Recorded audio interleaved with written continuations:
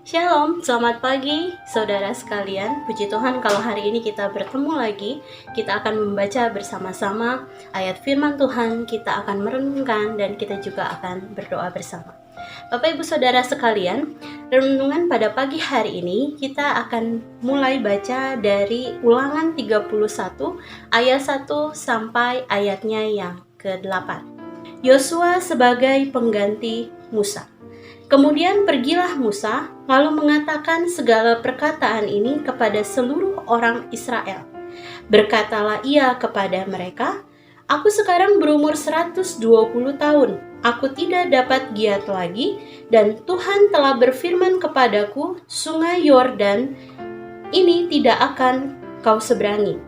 Tuhan Allahmu, dialah yang akan menyeberang di depanmu. Dialah yang akan memunahkan bangsa-bangsa itu dari hadapanmu, sehingga engkau dapat memiliki negeri mereka." Yosua, dialah yang akan menyeberang di depanmu seperti yang difirmankan Tuhan. Dan Tuhan akan melakukan terhadap mereka seperti yang dilakukannya terhadap Sihon dan Og, raja-raja orang Amori yang telah dipunahkannya itu, dan terhadap negeri mereka. Tuhan akan menyerahkan mereka kepadamu, dan haruslah kamu melakukan kepada mereka tepat seperti perintah yang kusampaikan kepadamu. Ayat yang ke-6 di situ dikatakan, "Kuatkan dan teguhkanlah hatimu, janganlah takut dan janganlah gemetar karena mereka, sebab Tuhan Allahmu dialah yang berjalan menyertai engkau, ia tidak akan membiarkan engkau dan tidak akan meninggalkan engkau." Lalu Musa memanggil Yosua dan berkata kepadanya, di depan seluruh orang Israel, "Kuatkanlah dan teguhkanlah hatimu, sebab engkau akan masuk bersama-sama dengan bangsa ini ke negeri yang dijanjikan Tuhan dengan sumpah kepada nenek moyang mereka untuk memberikannya kepada mereka. Dan engkau akan memimpin mereka sampai mereka memilikinya. Sebab Tuhan, Dia sendiri akan berjalan di depanmu, Dia sendiri akan menyertai engkau, Dia tidak akan membiarkan engkau dan tidak akan meninggalkan engkau. Janganlah takut dan janganlah patah hati."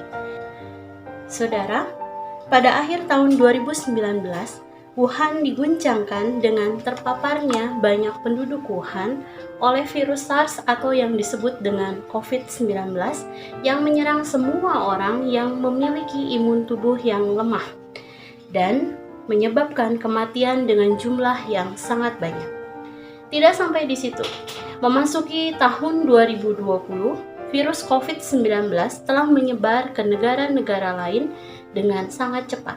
Sehingga pada bulan April 2020, mungkin sekitar minggu pertama atau minggu kedua, jumlah penduduk dunia yang terpapar sudah mencapai hampir 2 juta jiwa. Hal ini tentunya menyebabkan banyak orang menjadi khawatir dan takut, tidak termasuk kita sebagai anak-anak Tuhan.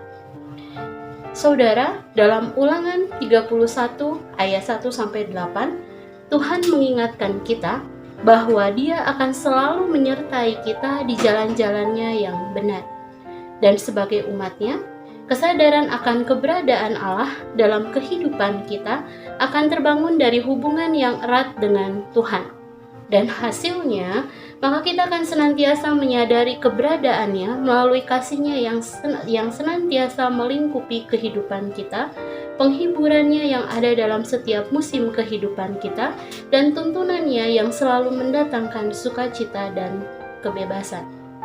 Saudara, dalam kondisi krisis yang sedang melanda dunia seperti saat ini, mari kita bangun hubungan dengan Tuhan yang sangat erat, dan kita belajar setiap hari mendengarkan suara-Nya.